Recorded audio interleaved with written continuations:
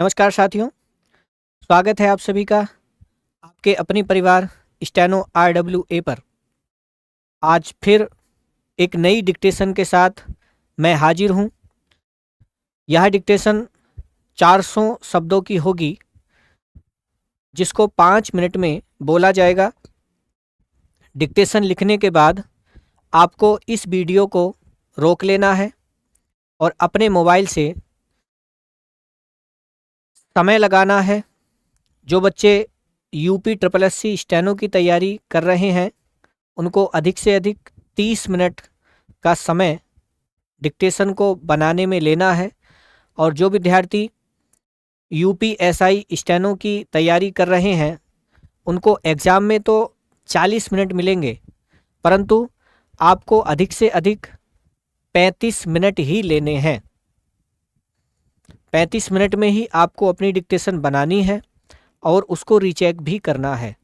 Recheck करना बहुत ज़रूरी है।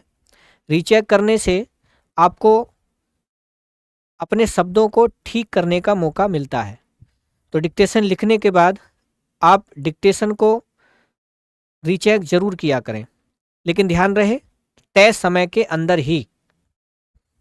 ठीक है, तो आप लोग डिक्टेशन लिखने के लिए तैयार हो जाइए।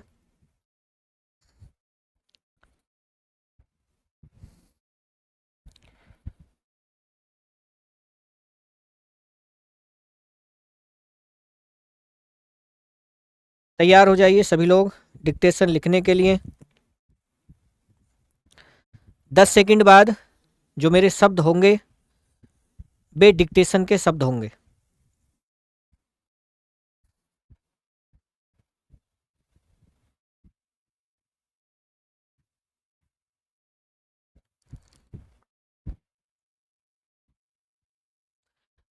आज़ादी के अमृत काल में भी जातिवाद का दंश हमारे समाज को भीतर ही भीतर खोखला कर रहा है। महोदय, यह अत्यंत दुर्भाग्यपूर्ण है कि संवैधानिक प्रावधानों और कड़े कानूनों के बावजूद देश के विभिन्न हिस्सों से आज भी जातिगत भेदभाव और उत्पीड़न की खबरें प्राप्त होती हैं। सभापति जी, जातिवाद केवल एक सामाजिक व्यवस्था नहीं, बल्कि एक संकुचित मानसिकता है जो ऊंच नीच की झूठी भावना पर आधारित है। जब तक एक नागरिक दूसरे नागरिक को उसकी जाति के आधार पर आंकता रहेगा, तब तक समतामूलक समाज की स्थापना का स्वप्न अधूरा ही रहेगा। संसदीय लोकतंत्र में हमारी यह जिम्मेदारी है कि हम ऐसी नीतियों का क्रियान्वयन सुनिश्चित करें जो अंतिम पायदान पर खड़े व्यक्ति को मुख्यधारा में ला सकें। राजनीति में जातिगत समीकरणों का हावी होना एक चिंताजनक प्रवृत्ति है। चुनावों के समय विकास और लोक कल्याण के मुद्दों के स्थान पर जातिगत ध्रुवीकरण का सहारा लेना लोकतंत्र की मर्यादा के प्रतिकूल है। हमें इस सदन के माध्यम से देश को यह संदेश देना होगा कि राष्ट्रहित सर्वोपरि है और जातिगत संकीर्णता के लिए हमारे लोकतंत्र में कोई स्थान नहीं है। अध्यक्ष महोदय, शिक्षा और आर्थिक सशक्तिकरण ही वह माध्यम है जिनसे इस कुप्रथा की जड़ों पर प्रहार किया जा सकता है। सरकार को चाहिए कि वह ग्रामीण क्षेत्रों में सामाजिक चेतना के कार्यक्रमों को गति दे, अंतरजातीय विवाहों को प्रोत्साहन देना और युवाओं को रूढ़िवादी बेड़ियों से मुक्त करना समय की मांग है। महोदय, यदि हम वैश्विक पटल पर भारत को एक महाशक्ति के रूप में स्थापित करना चाहते हैं तो हमें अपनी आंतरिक एकता को सुदृढ़ करना होगा। जातिवाद का अर्थ है अपनी जाति को श्रेष्ठ मानना और दूसरी जातियों को हीन दृष्टि से देखना। भारत में यह समस्या केवल सामाजिक नहीं बल्कि मानसिक और राजनीतिक भी हो चुकी है। प्राचीन काल में वर्ण व्यवस्था कर्म के आधार पर बनाई गई थी, लेकिन समय के साथ यह जन्म के आधार पर परिवर्तित हो गई और इसने जातिवाद का रूप ले लिया। जातिवाद समाज में ऊंच नीच की भावना पैदा करता है। शिक्षा और रोजगार के क्षेत्र में भी जातिवाद के कारण कई बार योग्य व्यक्तियों को पीछे छोड़ दिया जाता है और जातिगत समीकरणों को प्राथमिकता दी जाती है। राजनीति में जो जातिवाद का जहर इस कदर घुल गया है कि चुनाव विकास के मुद्दों पर नहीं बल्कि जाति के आधार पर लड़े जाते हैं। उम्मीदवार अपनी योग्यता से अधिक अपनी जाति के वोटों पर भरोसा करते हैं, जो लोकतंत्र की जड़ों को कमजोर करता है।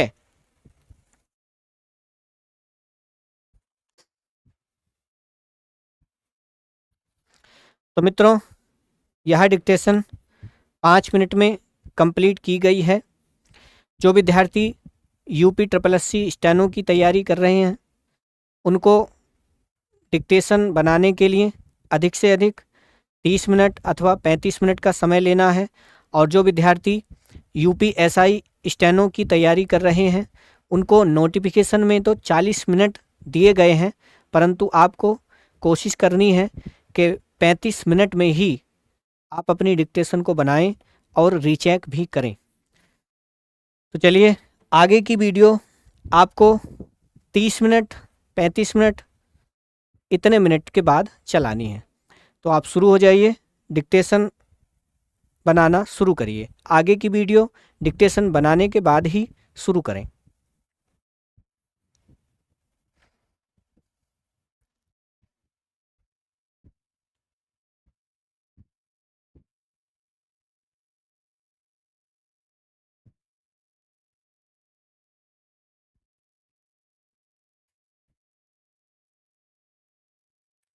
तो मित्रों, डिक्टेशन आपने बना ली होगी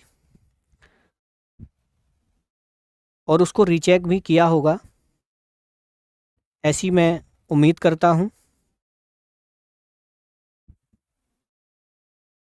अब आप लोग डिक्टेशन को मिलाइए। मैं डिक्टेशन के शब्द बोलूँगा और आपको मिलाने हैं।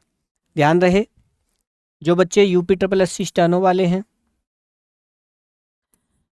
UPSSC स्टेनो वाले हैं, उनकी 20 गलतियां ही माफ़ हैं, जबकि जो बच्चे UPSI स्टेनो वाले हैं इन बच्चों की 15% गलती माफ़ है, जो कि 60 हो जाती हैं। गलतियां, शब्द यदि गलत लिखा है, चाहे वो वर्तनी में लिखा हो, एक गलती मानी जाएगी। आपने विराम गलत लगाया है तब भी एक गलती आप काउंट करें, जबकि UPSI वालों को वहाँ पर हाफ गलती दी गई है। तो नोटिफिकेशन आपका आया है उसमें आधी गलती दी गई है यदि आपने विराम गलत लगाया है तो। लेकिन आप लोग पूरी गलती मानकर ही डिक्टेशन को मिलाइएगा। चलिए मिलाइए, डिक्टेशन मिलाइए भैया। मिलाएंगे सभी लोग डिक्टेशन। आज़ादी के अमृत काल में भी जातिवाद का दंश, दा के ऊपर बिंदी आएगी और फिर बड़ा से, यह है दंश। हमारे समाज को भीतर ही भीतर, कुछ विद्यार्थियों ने इसके बीच में डैश लगाया होगा, जो कि ठीक है, गलत नहीं है। ठीक, नहीं लगाया है तब भी कोई बात नहीं। खोखला, खा बनेगा, कर रहा है फुल स्टॉप, महोदय कोमा। यह अत्यंत दुर्भाग्यपूर्ण है कि, छोटी की मात्रा आएगी।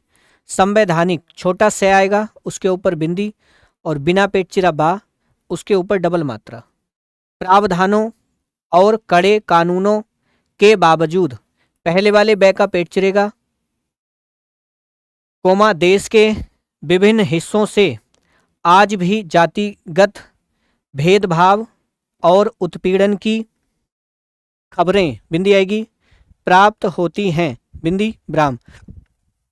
सभापति जी, कोमा, जातिवाद केवल एक सामाजिक व्यवस्था नहीं, कोमा, बल्कि एक संकुचित मानसिकता है जो ऊंच डैश नीच, डैश लगाना है और बड़ा ऊ बनाना है, कोमा, ऊंच डैश नीच, बड़ा ऊ बनाना है, उसके ऊपर बिंदी। की बड़ी की मात्रा आएगी, झूठी भावना पर आधारित है, फुल स्टॉप। जब तक एक नागरिक दूसरे नागरिक को उसकी जाति के आधार पर आंकता, आ के ऊपर बिंदी भी आएगी, रहेगा, कोमा, तब तक समतामूलक समाज की स्थापना का स्वप्न, आधा पे आएगा, अधूरा ही रहेगा, फुल स्टॉप। संसदीय लोकतंत्र में हमारी यह जिम्मेदारी है कि, छोटी की मात्रा, हम ऐसी नीतियों का क्रियान्वयन सुनिश्चित करें, बिंदी आएगी, कोमा, जो अंतिम पायदान पर खड़े व्यक्ति को मुख्य धारा में ला सकें, फुल स्टॉप। राजनीति में जातिगत समीकरणों का हावी, बिना पेट चिरा बै, बड़ी की मात्रा, होना एक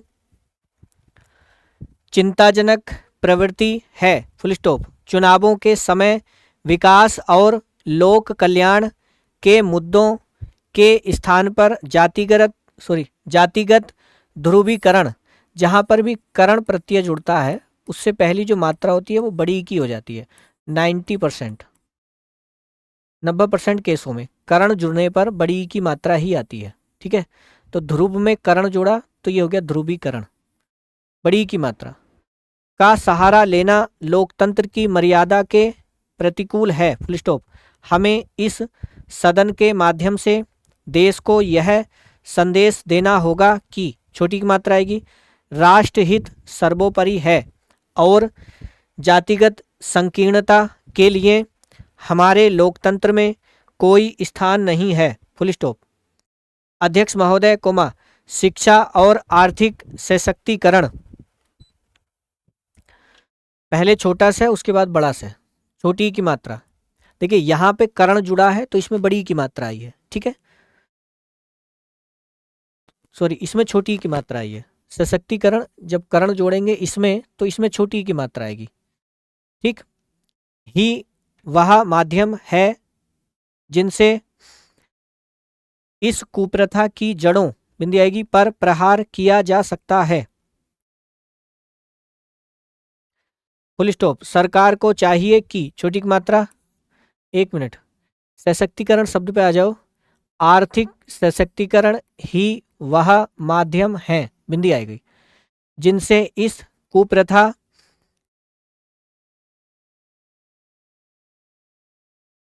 की जड़ों पर प्रहार किया जा सकता है, फुल स्टॉप। सरकार को चाहिए कि, छोटी की मात्रा, वह ग्रामीण क्षेत्रों में और युवाओं को रूढ़िवादी बेड़ियों, पेट चिरब आएगा, से मुक्त करना समय की मांग है। अरे एक लाइन छूट गई, दोबारा देख लो भैया। सरकार को चाहिए कि वह ग्रामीण क्षेत्रों में सामाजिक चेतना के कार्यक्रमों को गति दे, फुल स्टॉप। अंतर जातीय, बड़ी की मात्रा, विवाहों बिंदी आएगी को प्रोत्साहन देना और युवाओं को रूढ़िवादी बेड़ियों से मुक्त करना समय की मांग है। Full stop. महोदय कोमा यदि हम वैश्विक पटल पर भारत को एक महाशक्ति के रूप में स्थापित करना चाहते हैं, बिंदी आएगी कोमा, तो हमें अपनी आंतरिक एकता को सुदृढ़ करना होगा। Full stop. जातिवाद का अर्थ है अपनी जाति को श्रेष्ठ मानना और दूसरी जातियों को हीन दृष्टि से देखना। Full stop. भारत में यह समस्या केवल सामाजिक नहीं कोमा बल्कि मानसिक और राजनीतिक भी हो चुकी है। Full stop. प्राचीन काल में वर्ण व्यवस्था कर्म के आधार पर बनाई गई थी कोमा लेकिन समय के साथ यह जन्म के आधार पर परिवर्तित हो गई और इसने जातिवाद का रूप ले लिया। Full stop. जातिवाद समाज में ऊंच डैश नीच की भावना की पर बड़ी की मात्रा आएगी पैदा करता है। Full stop. शिक्षा और रोजगार के क्षेत्र में भी जातिवाद के कारण कई बार योग्य व्यक्तियों को पीछे छोड़ दिया जाता है और जातिगत समीकरणों को प्राथमिकता दी जाती है। Full stop. राजनीति में तो जातिवाद का जहर इस कदर घुल गया है कि छोटी की मात्रा आएगी चुनाव विकास के मुद्दों पर नहीं कोमा बल्कि जाति के आधार पर लड़े जाते हैं। बिंदी आएगी फुल स्टॉप। उम्मीदवार अपनी योग्यता से अधिक अपनी जाति के वोटों बिंदी आएगी पर भरोसा करते हैं। बिंदी कोमा जो लोकतंत्र की जड़ों को कमजोर करता है। Full stop.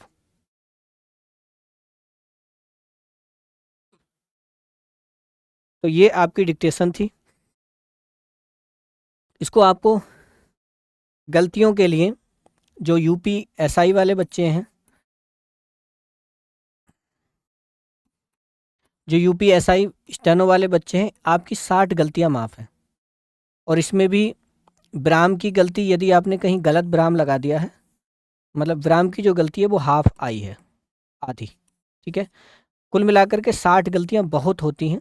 जो यूपीएसआई स्टेनो वाले बच्चे हैं उनके पास बहुत अच्छा मौका है। आपकी गलतियां कितनी भी आ रही हैं यदि ज़्यादा गलतियां भी आ रही हैं तब भी आप लगे रहिए आप आराम से स्टेनो पास कर जाएंगे। ठीक है। और जो UPSSC वाले हैं